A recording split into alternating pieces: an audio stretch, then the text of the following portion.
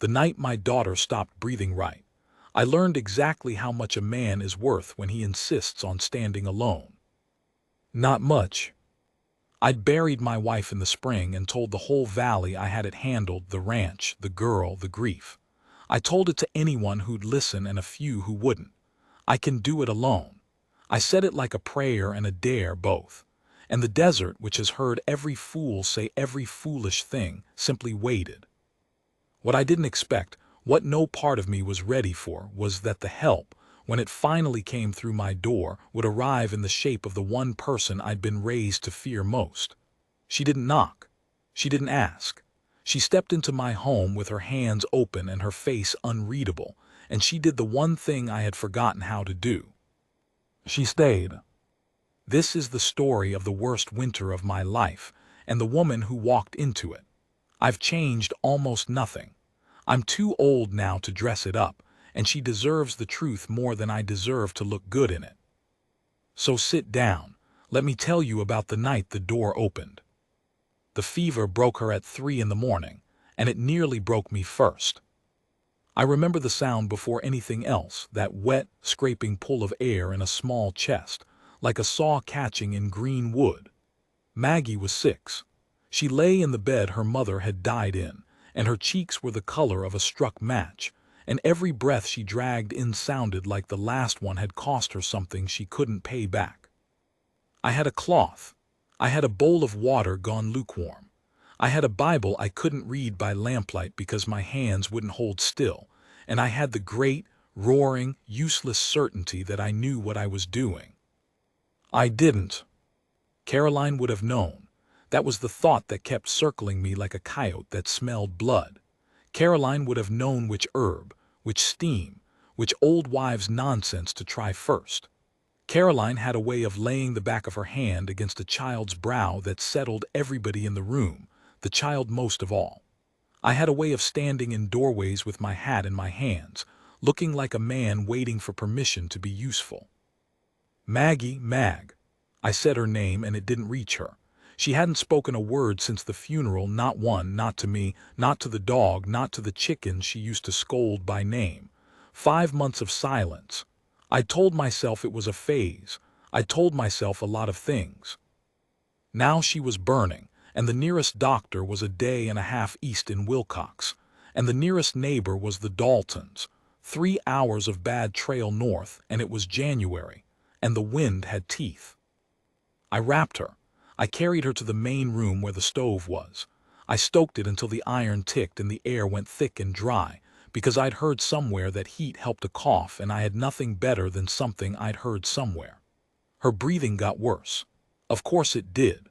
I was cooking the moisture right out of the room she needed to breathe, and I didn't know it, and there was no one to tell me because I had spent the autumn making very sure of that. I'd run off the Mexican woman from Canania who'd offered to help with the girl, too proud. I'd told the church ladies from Sulphur Springs not to trouble themselves, too proud. I'd let the hired man go in November because paying him felt like admitting the ranch was bigger than one man, and I was not going to admit that. You see the shape of me by now. Good. I'd rather you see it early. It'll make the rest mean more. Somewhere past 3, Maggie's eyes rolled white and her little body went rigid and then loose, and a strand of something that wasn't quite breath rattled out of her, and I made a sound I have never made before or since. It wasn't a word. It was the noise a man makes when the bottom falls out of the only thing holding him up. That's when the dog started barking at the door. Now you've got to understand the country. We were 40 miles from the Dragoons, and the Dragoons in those years meant one thing to a white man: Apache.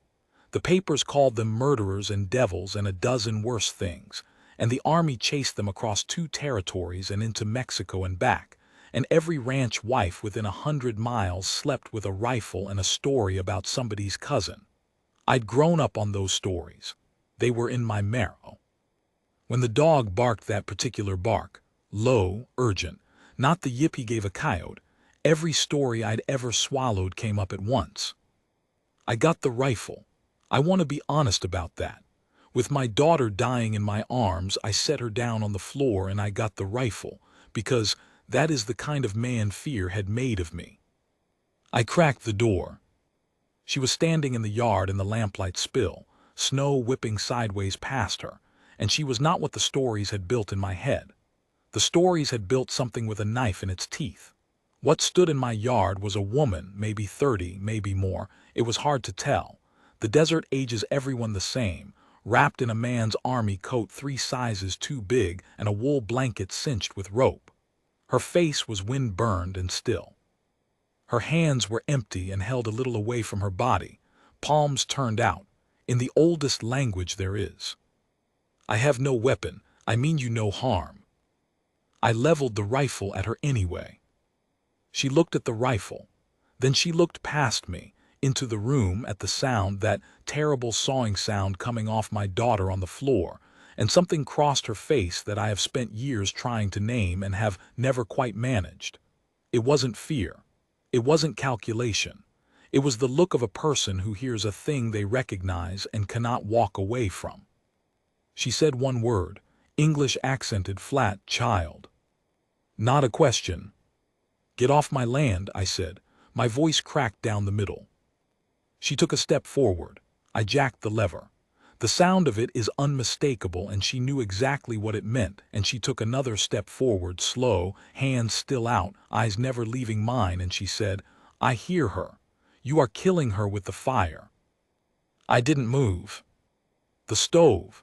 She nodded at it, just barely, never breaking from my eyes. Too hot, no water in the air. You are, she searched and didn't find the English and made a gesture instead, both hands closing into fists like wringing out a rag. You take the wet from her. She cannot breathe the dry. And here is the thing I have never been able to explain to people who weren't there. I believed her. Instantly. Bone deep. Some animal part of me that had been screaming all night recognized in her flat, certain voice the one thing I'd been starving for since spring, somebody who knew. I lowered the rifle maybe 2 inches. My throat closed. I tried again. I don't know what to do. It was the first time I'd said those words out loud in 5 months. To a stranger. To her. The proudest sentence of my life had finally cracked open, and what came out was the smallest, truest thing in it. She didn't gloat. She didn't even nod. She just walked past the rifle like it wasn't there, past me, into my dead wife's house, in her snow-crusted army coat, and knelt down beside my daughter, and put the back of her hand against Maggie's burning cheek. The exact gesture, Caroline's gesture. I nearly went down at the knees. Water, she said, not looking up. Cold, and a cloth. And she made the ringing motion again, frustrated with her own tongue. The kettle, boil it, open, we make the air wet, now. I stood there with the rifle hanging dead in my hand. Now, she said, and there was a whip in it, and I moved like she'd been giving me orders my whole life. I'll tell you her name because she gave it to me that night, though I'd learn later it wasn't the one her mother gave her. She told me to call her Sika. She said it the way you hand a stranger a coin you don't much care about. Here, this'll do, it'll buy what you need. I called her Sika for the better part of a year before I understood that a person who keeps her true name in her own pocket has very good reasons, and that those reasons were us. Were me. That first night, neither of us slept. She pulled the kettle to a low boil and propped the lid so the steam fed the room. She got Maggie up off the hot floor and onto her own folded blanket, away from the stove, and she dropped the stove down to a coal glow that I'd have sworn was too little and was exactly right. She had me strip my daughter to her shift and lay cool cloths along her throat and the backs of her knees and her wrists here, the blood runs close here, and change them the moment they went warm. She crushed something from a pouch inside her coat, a dark green crumble that smelled like camphor and rain, and she dropped it in a tin cup of hot water and held it under Maggie's nose so the vapor went into her. I asked what it was. She looked at me a long moment, deciding how much of herself to spend on a man who'd pointed a gun at her an hour before. Medicine, she said. Fair enough. Around dawn the saw sound in Maggie's chest went soft. The white left her cheeks, and a little human pink came back. Her breathing dropped from a fight into a labor, and then, Finally, just into breathing, long, slow, ordinary, miraculous breathing. I sat on the floor with my back against my dead wife's bed, and I cried in front of a stranger like I had not cried at the funeral, like I had not let myself cry once in 5 proud, lonesome months. Big, ugly, heaving sobs. Sika didn't comfort me. She didn't touch me or murmur or do any of the soft things people do. She just kept changing the cloth on Maggie's wrist and let me come apart on my own floor with whatever dignity I could find, which was none, and which was the most generous thing anyone could have done. When I'd worn myself out, the sky was gray in the window and the wind had quit. "She will sleep now," Sika said. "The fever will come again, smaller, 3 days, maybe 4. Then it goes." She was already gathering her blanket, already turning her body toward the door, toward the cold, toward the empty country a woman alone has no business crossing in January. And I understood with a lurch that she meant to leave, that she had walked out of nowhere into my catastrophe, fixed it with her hands, and intended to walk back into nowhere and let me go on being the kind of man I'd been the night before. "Wait," I said. She waited, hand on the door. I didn't have a speech. I'm not a speech man.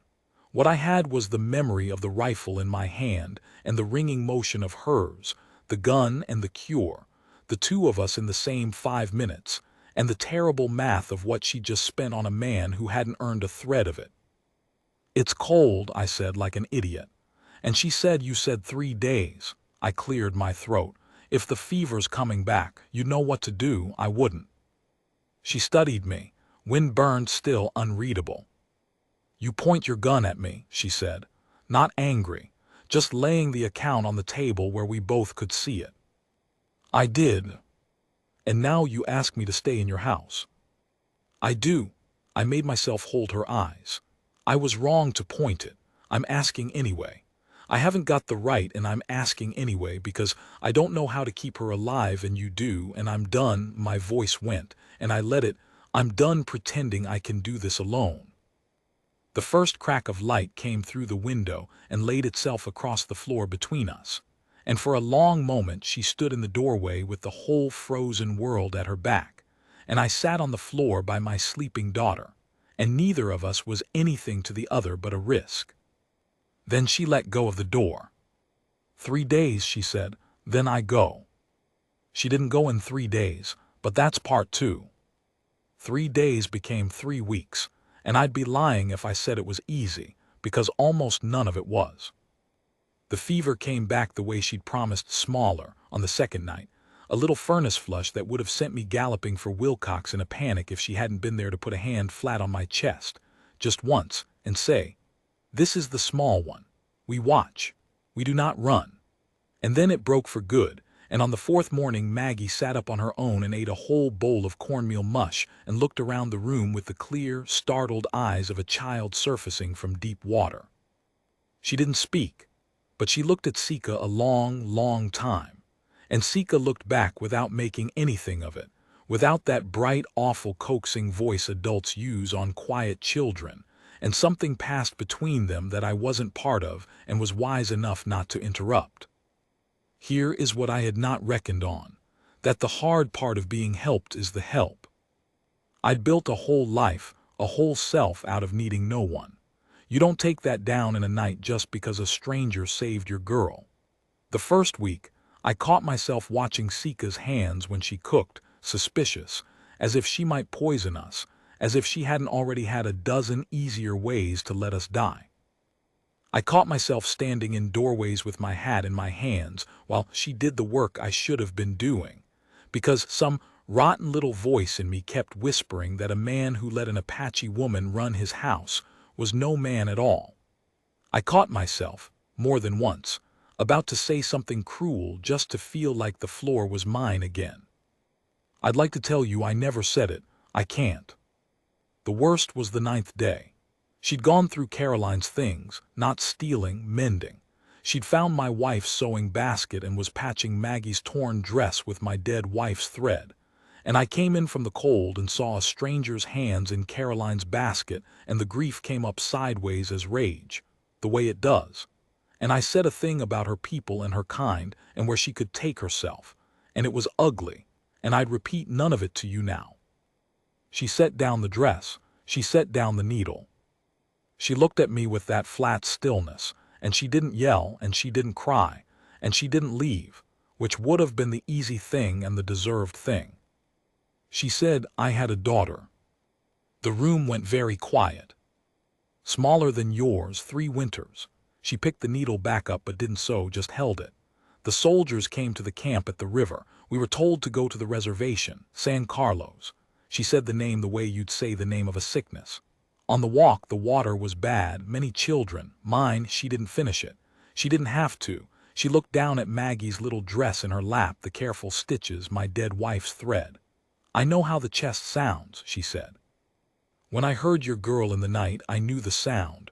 I could not, she made the ringing motion, the one for words she didn't have. I could not walk past it, even your gun. I could not walk past the sound. I have carried a fair amount of shame in my life. I have never carried any heavier than I carried in that moment, standing in my warm house in my dead wife's grief, having just spat on the one person who'd crossed a frozen country and a lifetime of my people's cruelty, because she could not stand to hear a child struggle to breathe the way her own child had. I didn't apologize with a speech. I told you, I'm not a speech man, and a speech would have been about me anyway, about making myself feel forgiven. Instead, I took off my coat and I picked up Maggie's other torn dress and I sat down across from her, and I made a clumsy, terrible attempt to thread a needle with my big stiff hands, and I said, "Show me how you want these done." She watched me fumble the thread for a while.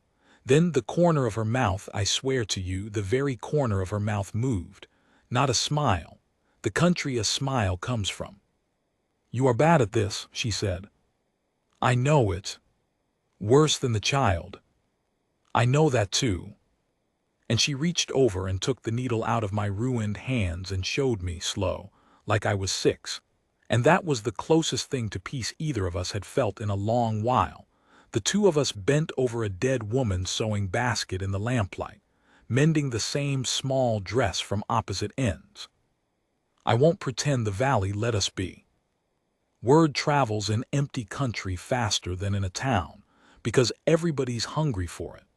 By February, it was known from Sulphur Springs to Wilcox that Toby Hale had an Apache woman living out at his place, and the valley made of it exactly what you'd expect a frightened valley to make. Dalton rode down at the end of the month with 2 other men and rifles across their saddles, under the pretense of a neighborly call, and the real purpose plain in the way they sat their horses. There'd been a raid down near the border, a real one, ugly, a freight family killed, and the whole country was lit up and looking for somebody to make it square on. "Heard you got one of 'em out here, Toby," said, not getting down. "Renegade, we're ridding the valley, roundin' strays." He smiled when he said strays. "Army's payin'." Maggie was inside.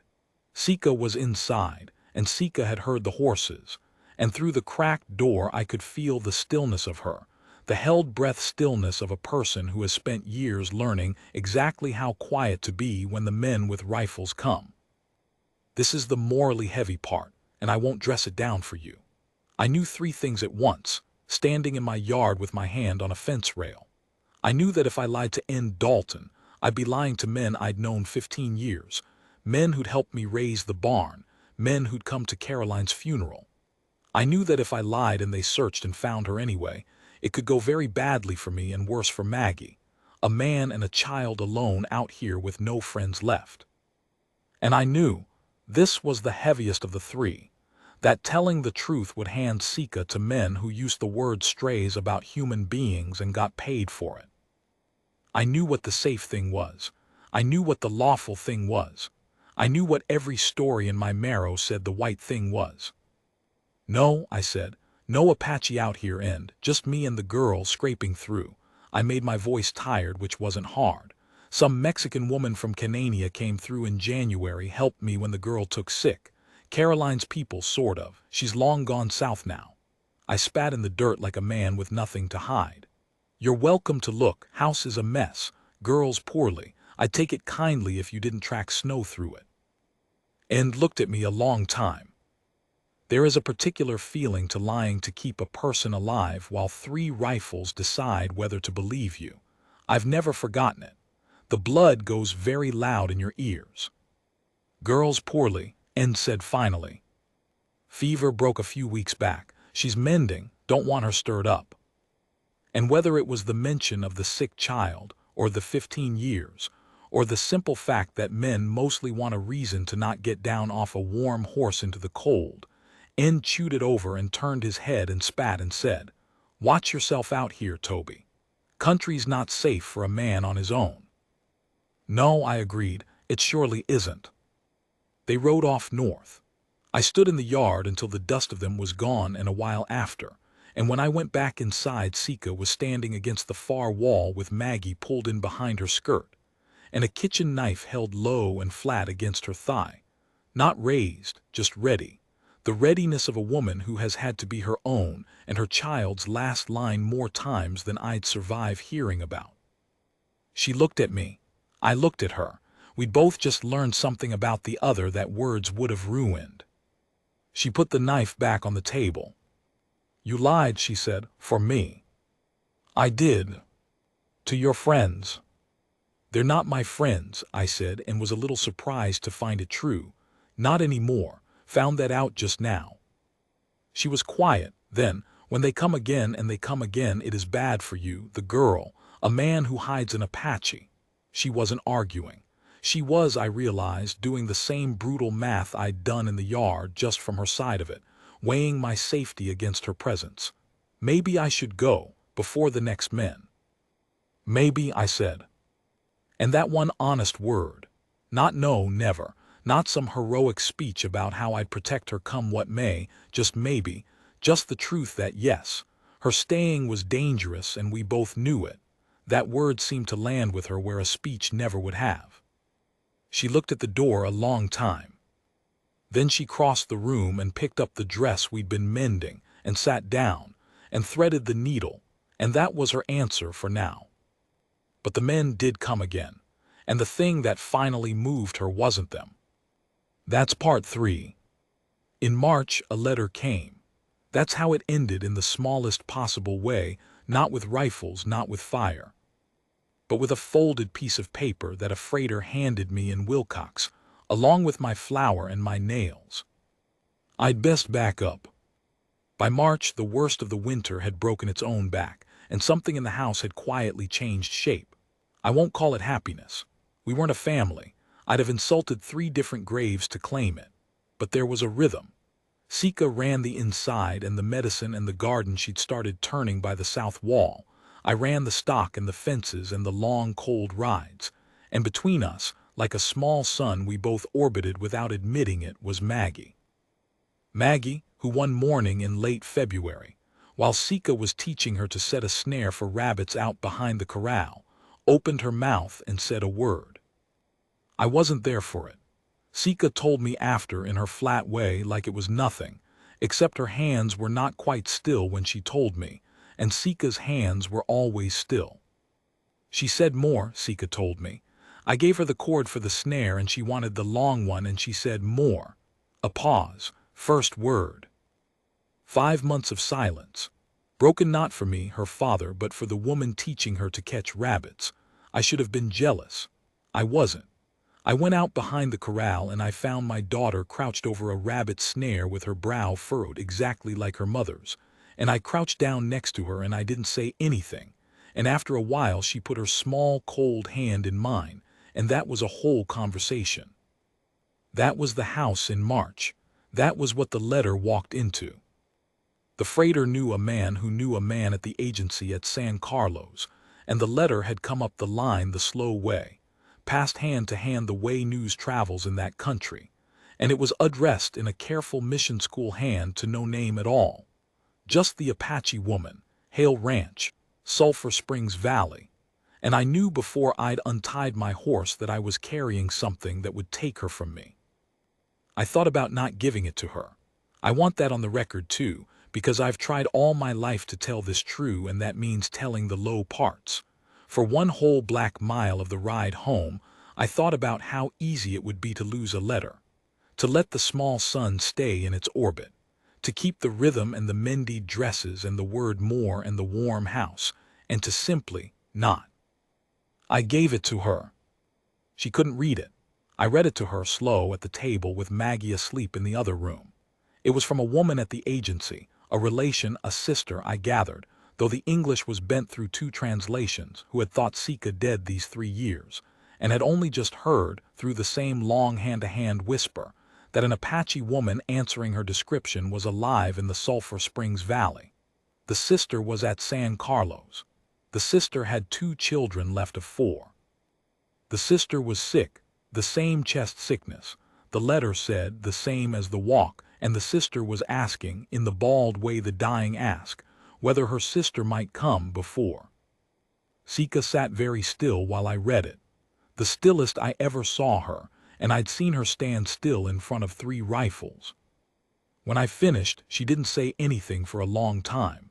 The fire ticked. Outside an owl said its single foolish thing over and over. San Carlos is a bad place, she said finally. The water, the agents. Her voice was perfectly level. If I go there, I do not come out. They do not let us out. You walk in and you are theirs.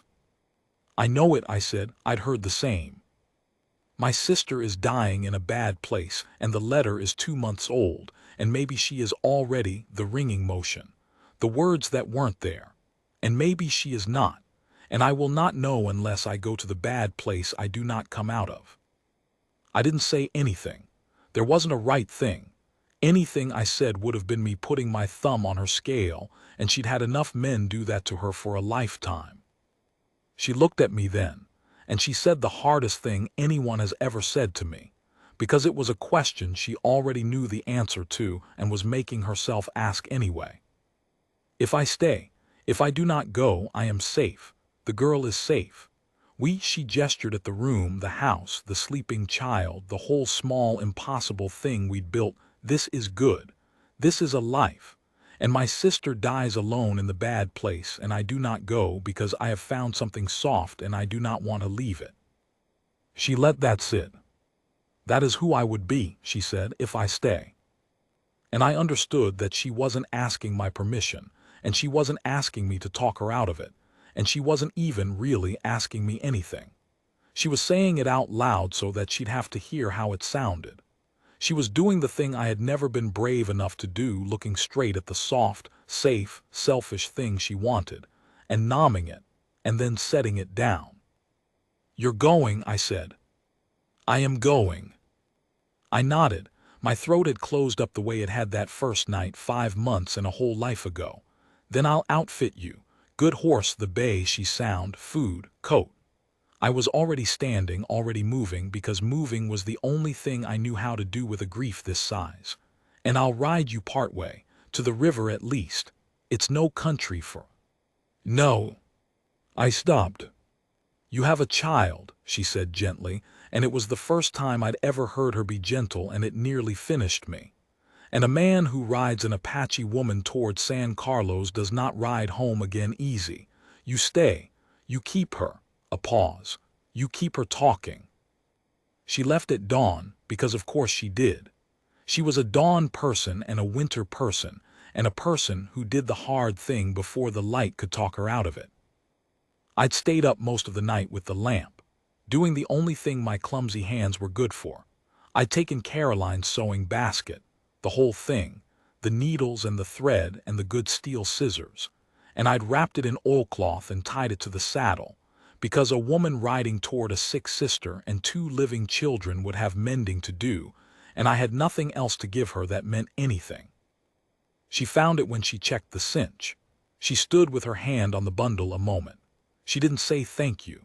Sika never once, in all the time I knew her, said thank you, and I came to understand that in her world the words were an insult, that between people who owed each other their lives, thank you was a way of squaring a debt and walking off, and she did not intend to square anything or walk off from anything. She just put her hand on the basket, and then she put her hand flat on my chest. Once, the way she had the night of the small fever, "We do not run. and then she took it back. Maggie came out in her nightdress with the cold biting her bare feet, and I almost sent her in, and then I didn't. Sika knelt down to her in the gray light. She didn't make a speech to the child either. She took Maggie's small hand and folded it around something, a cord I saw later, a length of the snare cord, knotted into a little loop the size of a child's wrist, and she said something low in her own tongue, the language she'd kept in her own pocket the whole time she'd lived in my house, and I have never known what it meant and never will. Then she stood and got on the bay and rowed south. Maggie watched her to the rise and past it. The sun came up the color of a struck match, the color her own cheeks had been that first terrible night, and the bay and the woman went small and smaller against it, and just before the rise took her, just at the very last, Maggie lifted the hand with the cord loop in it, not waving, just lifting, just holding it up to the disappearing shape of the woman who taught her hands to work and her mouth to open. And my daughter, who had not spoken to me in 6 months, said one word. She didn't say it to me. She said it to the rise, to the dust, to the empty south, to the woman already gone. I won't tell you the word. I've turned it over every day for 30 years, and I've decided it belongs to the two of them, that morning, and not to you, and not even any more to me. The bay's tracks were gone by noon. The wind took them, the way it takes everything out here. I never heard whether she reached the river.